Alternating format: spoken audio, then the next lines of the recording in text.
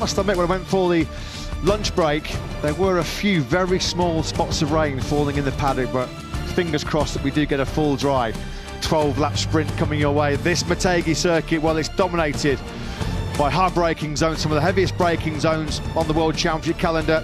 It's all about point and squirt. Get it stopped on the brakes and then use the rear grip, use your engine performance to accelerate out of those tight first and second gear corners, which dominate this 4.8 kilometre layout. Nearly 40% of the lap here in Motegi is spent on the brakes. Plenty of overtaking opportunities. But the big conundrum coming into this sprint in the company of Matt Burton, Lewis Phillips in the commentary box, Simon Crafar down in the grid, is who can stop Prima Pramac Racing's Jorge Martin. Brad Binder's 1:43.4 to break Jorge Lorenzo's 8-year-old all-time lap record was something special to complete the Friday afternoon action here in Japan. But we saw something extra special this morning from Martin as he powered to that 11th career pole position in MotoGP, continuing this golden run for Ducati, as you mentioned. 10 successive poles for the Bologna factory. Second on the grid, though. He's rediscovered some of his magic feeling, his golden touch in terms of the braking on that factory Ducati. Pecco Bagnaia was just under 2/10 behind Jorge Martin, his closest championship rival. And Jack is back in town as well. Thriller Miller starring on the new carbon fibre chassis KTM. He completes the front row. This was this morning. Bunny hopping, wasn't he? Trials riding almost over the curves there. That was in qualifying this morning as Pecco Bagnaia set a 1:43.369 to take second place. This is on board then. This is coming out of turn number 11. He just ran a little bit wide there, didn't he, Bagnaia? Broke the screen while he was at it. So under the second of the two tunnels here in Motegi. And that's where he's just informing his mechanics, wasn't he, at the end of that session? There was the cracked screen as he ran wide coming out of turn 11. There's a fair amount of drama for the VR46 Academy boys this morning with Marco Bezzecchi, a brilliant rescue job from the Italian. Of course, the runaway victor, the dominant victor 6 days ago in the Indian Grand Prix. He took a real heavy tumble on a cold front tyre at turn 12 in that Q2 this morning. Rebounded to take fourth place. The Japanese fans, they always bring something special, don't they, to this Motegi Grand Prix. And there's a toy version of the world champion, Pecco Bagnaia. I tell you what, there's some effort that was, wasn't it, to make that for this Japanese Grand Prix. Now then, of course, it has been a pretty tough 2023, a pretty tough home Grand Prix for Honda and Yamaha, the only Japanese motorcycle starting inside the top 10 in the Sprint and Grand Prix tomorrow. Marc Marquez on the Repsol. All kinds of rumours about his future. What are the pre-sprint thoughts from HRC team manager Alberto Puig, who joined Simon? Yes, he does. Alberto, it sounds like you found a bit of, or Mark and his crew found a bit of an improvement in setting in Misano, and that has helped, and you had a good India GP in general, and Mark, not a bad qualifying at all today. Can you give us your thoughts on how things are going in general? Well, in terms of different, let's say, development, we are not there. I mean, but we are trying different settings, obviously, every time, and they had a good race in India, true.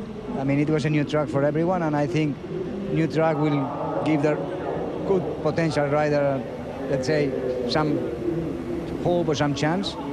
And here, I mean, yeah, I mean, it's not easy. There are 3 or 4 guys that are faster than us, but I think if he has a good start and he can stay with 12 laps and can do not a bad result. I mean, he could have chances.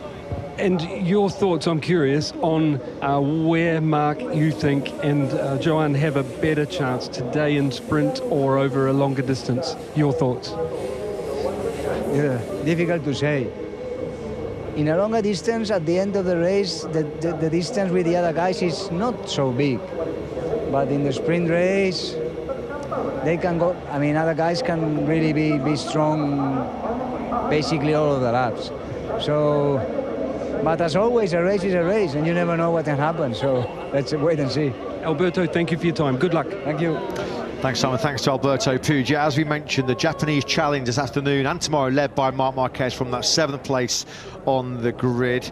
Of course, he did have a crash yesterday. Juan Mir, who starts down in 15th place after a very positive Indian Grand Prix last weekend. The crash tally now between Mir and Marquez up to 38. You have to take into account as well, they've missed a bunch of races through injury. Bit of a humbling so far on home turf for the Japanese brands, but Marc Marquez, 3 times he's been crowned MotoGP World Champion here in Motegi. He fires from the head of that third row, ahead of fellow Spaniards, Maverick Vinales and Aleix Espargaro. As always, Marc Marquez playing it tactically and very cleverly in qualifying earlier on today to ensure that he got himself onto the third row of the grid. It was a very competitive qualifying 1 session with Marc Marquez and Raul Fernandez breaking through into Q2. Marc Marquez, it's a good point that Alberto Puig makes, because in theory you'd think their best chance is in the sprint here today under the shorter distance, but of course with the shorter distance, the guys on the front row of the grid, Martin Bagnaia and of course Bezzecchi on the second row, they're not going to be in any kind of tyre management mode. They're going to be going absolutely flat chat from the start to the finish of what will be a 12-lap Tito sprint this afternoon. And Jack Miller will certainly hope that he's in the game as well. Jack Miller going from the front row of the grid, and he'll certainly be looking to try and repeat his victory of last year, of course tomorrow, and of course in the sprint as well. 28-year-old Australian's first front row in 5 since Silverstone, just his 4th front row start at KTM. Now then, tyre choice, we expect it to be the hard front soft rear for this short 12-lap sprint. Well, let's go and find out exactly what the Rising team are thinking in terms of tyre choice out of this 12-lapper, because some like to say Simon Crowbar is joined by Michelin Motorsport manager Piero Taramasso. Yes, Piero.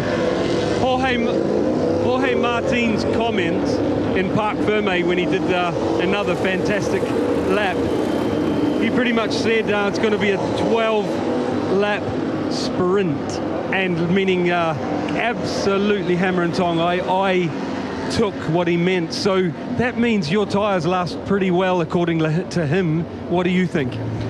Yes, this is what we expect. We expect, rider pushing from the first to the last lap in the sprint, because the tire consistency is very good. You know, when you do 3-4 laps and then you come in the box and then you go out in, you can feel some drop. But when you do some long run, when you do several laps in a row, you don't feel this drop. The time are even better and better and better, so we expect a very, very fast sprint. And then why not see the same tire choice for tomorrow, because the rear soft is very consistent. Like I told you yesterday, you know, the consumption here is not a problem, so they can use it also for tomorrow race. And everyone on the same front as well, you think, for both races? No, for sure today everybody's with the hard front, soft rear. For tomorrow, the front will be the same hard, yes. The rear, some riders, they might switch to the medium to get more stability on the rear. Piero, thank you for your time. Yeah, you again. Thanks to your Piero Taramasso, then just running through those Michelin tyre allocations. You just saw there, didn't we, the riders crawling around this 4.8-kilometre Motegi circuit. The stop-and-go nature of it, the brutal hard braking zone, and in particular the hard acceleration zones make this a very fuel-thirsty circuit. So they're just cruising around as slow as they possibly can to save fuel. And for Aleix Espargaro in Aprilia St. Louis, let's hoping they do switch off the fuel-saving map, which was, of course, a very high-profile disaster for the Wiley factory in the main Grand Prix here last year. That's a mistake that Aprilia will probably take a long time to live down. That was where Aleix Espargaro's World Championship challenge really began to unravel last year.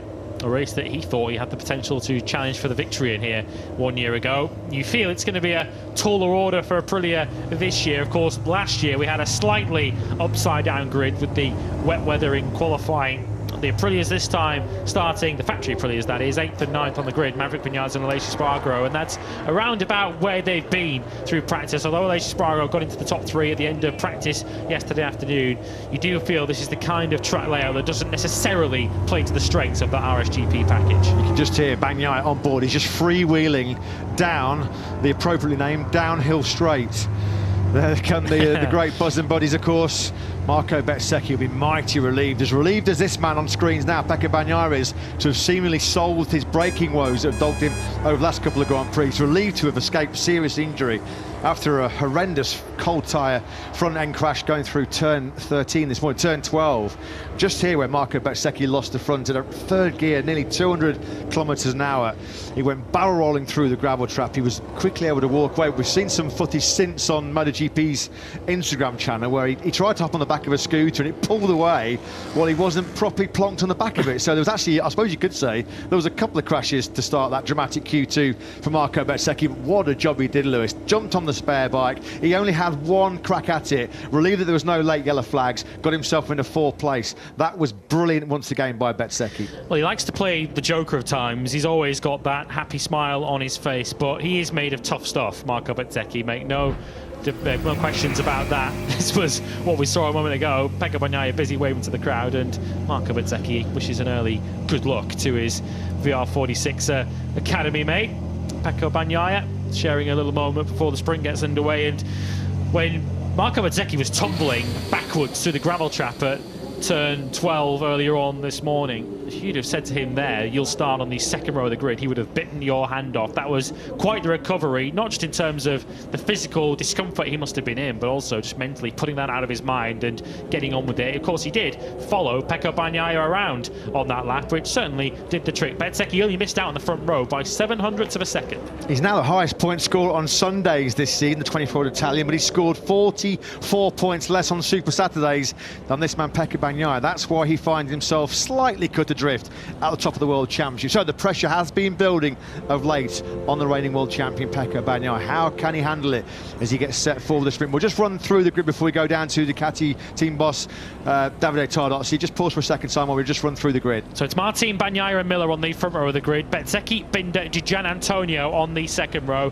For Fabio Di Gianantonio, that is a fine qualifying performance, and not a surprise either, based on how he's gone so far this weekend. A fine 6th for him, of course. He's the sole Gresini Ducati here. Marc Marquez, 7th from the factory Aprilias of Maverick Vinales and LH Espargaro. Johan Zarco starts 10th. He was hoping for rain today. His wishes have not been granted. Raul Fernandez starts 11th from Pol Espargaro, his first Q2 appearance of the season. Augusto Fernandez 13th from a livid Fabio Quartararo. Missed out in Q1. He's 14th from Joan Mir, who crashed in Q1. Miguel Oliveira starts 16th, again put in the shade by his younger teammate. Frankie Morbidelli 17th from Taka Nakagami. Cal Crutchlow wildcarding this weekend on a 3rd Yamaha 19th from Stefan Bradl, who's in for Alex Rins, who rode here yesterday but then withdrew, and bringing up the rear is Anair Bastianini's replacement, Michele Pirro. So Bagnaia 2nd on the grid, 12th front row start in 14 Grand Prix, 11 sprint podiums already this season in 13 with 4 victories. There's another one lying store here in Japan. Let's get some pre-sprint thoughts from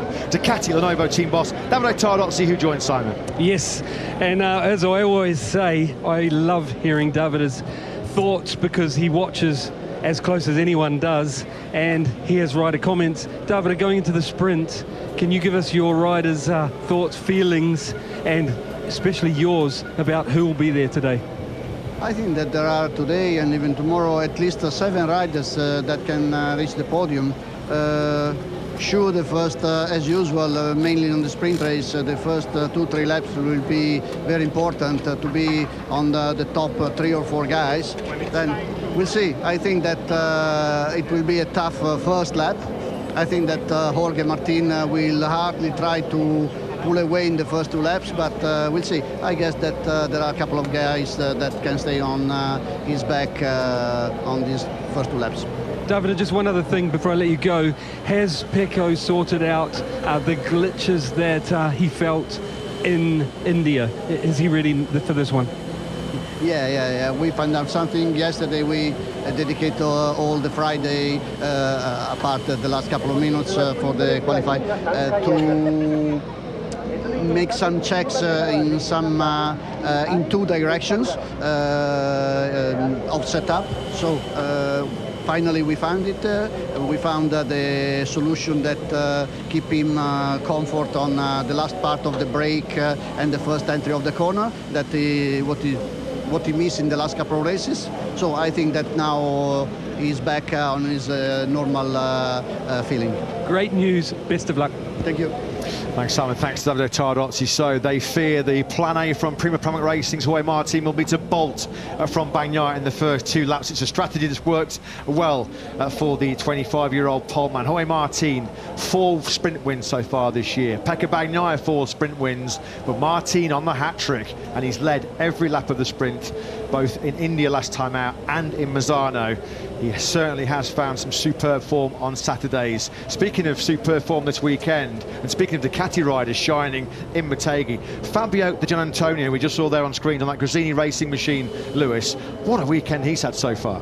He's, as I said in the grid lineup, he's not in a position that he shouldn't be in the second row of the grid. He's been around about that quick right through the weekend. He was right up there yesterday, automatically through to qualifying 2, didn't have to go through qualifying 1 earlier on today, and to start on the second row of the grid, that is quite comfortably the best qualifying of 2023 for Fabio Di Giannantonio, of course proving that he's still got plenty to offer in MotoGP. And of course, the sprint might well be Di Giannantonio's biggest opportunity today. Of course, he's been hampered badly by shoulder pain in the last 2 Grand Prix, so much so that he had to retire a couple of laps from the end in in India last time out. Of course, the shorter format means that Di Giannantonio shouldn't have such problems here today. His best qualifying in 24 Grand Prix since he was 5th at the Sachsenring last summer.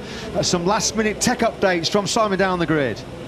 I just wanted to let the listeners know why they're going so slow for such a short race. It's because they're limited on fuel. Again, for the sprint, only 12 litres, and that's why on this circuit they still have to be careful with that amount, even on warm-up sighting and warm-up laps.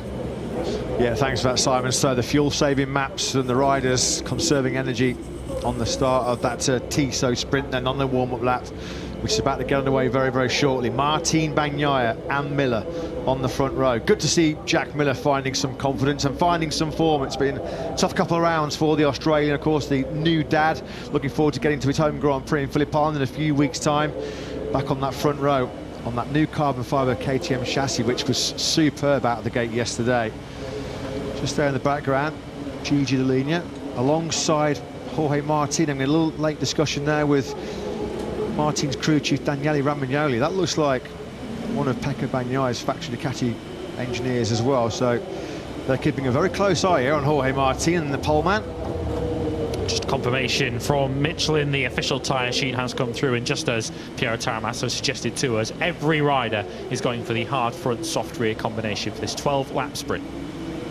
I think there may have been some concerns there because tech director Danny Aldridge was also down there, so G. Dall'Igna was called over, the technical guru.